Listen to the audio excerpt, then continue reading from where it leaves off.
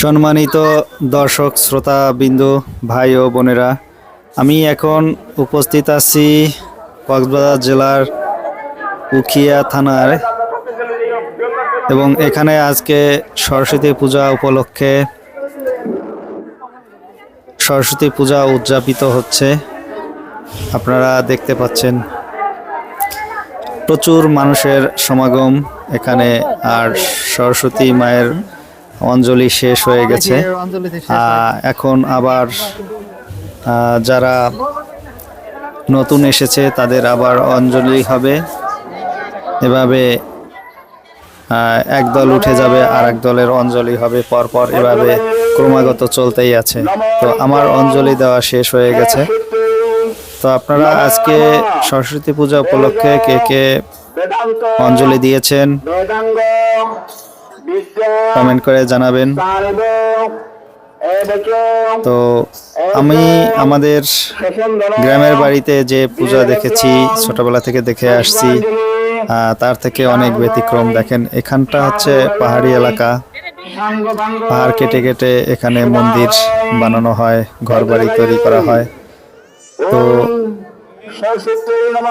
এখানকার কালচার একটু ভিন্ন ধরনের, আর আমাদের সরস্বতী পূজা একটু অন্যরকম। তো এনাদের কালচার হচ্ছে,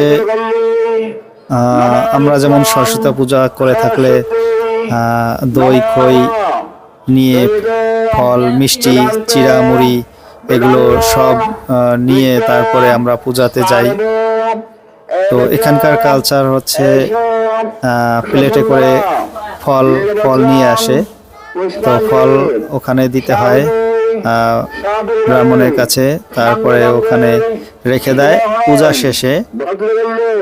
পূজা শেষে প্রথমে যজ্ঞ হয়, তারপরে হচ্ছে যজ্ঞ শেষে পূজা শেষ হয়, তারপরে অঞ্জলি দেওয়ার পরে তারপরে হচ্ছে আপনি যে প্লেটটাই ঠিক ওখানে রেখেছিলেন সেই প্লেটটা আপনাকে আবার ফেরত দেওয়া হয়। এভাবে হচ্ছে পূজার অনুষ্ঠান এখানে সম্পূর্ণ হয়। তো অনেক দূর দূরান্ত থেকে অনেক লোক এসেছেন, যারা বাইরের লোকই বেশি, স্থানীয় মানুষ খুবই কম। তো স্থানীয় মানুষ এখানে খুবই কম আছে। আর আমরা যারা বহিরাগত, যেমন আমি ঢাকা থেকে, আর এখানে বিভিন্ন জেলার মানুষ আছে, সব বাইরের মানুষ। বেশিরভাগ মানুষই হচ্ছে বাইরে থেকে, যারা এখানকার জব করে বিভিন্ন স্থান থেকে এসেছেন। তো এখানকার কালচার আর আপনাদের এলাকার কালচার কেমন সেটা জানাবেন কমেন্ট করে। তো আমরা এখন দেখতে পাচ্ছি যে যারা নতুন এসেছেন তারা নিচে বসে রয়েছেন অঞ্জলি দেওয়ার জন্য। আবার যাদের অঞ্জলি হয়ে গেছে তারা বাইরে এখানে দাঁড়িয়ে রয়েছে। যেমন আমাদের হয়ে গেছে, আমরা বাইরে এসে দাঁড়িয়েছি। তো আপনারা কোথা থেকে আমার এই ভিডিওটা দেখতেছেন একটু কমেন্ট করে জানিয়ে দিবেন। আর ভালো লাগলে লাইক কমেন্ট শেয়ার করে দিবেন।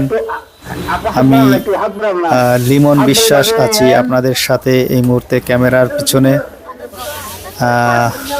আমাকে অবশ্যই দেখতে পাবেন, আমি সামনে চলে এসেছি। তো দেখেন, আমি আমাদের অঞ্জলি শেষ, তারপরেও এখানে দাঁড়িয়ে আছি প্রসাদের জন্য। অঞ্জলি শেষ হলেই আমাদের প্রসাদ দিয়ে দেবে। ধন্যবাদ সবাইকে।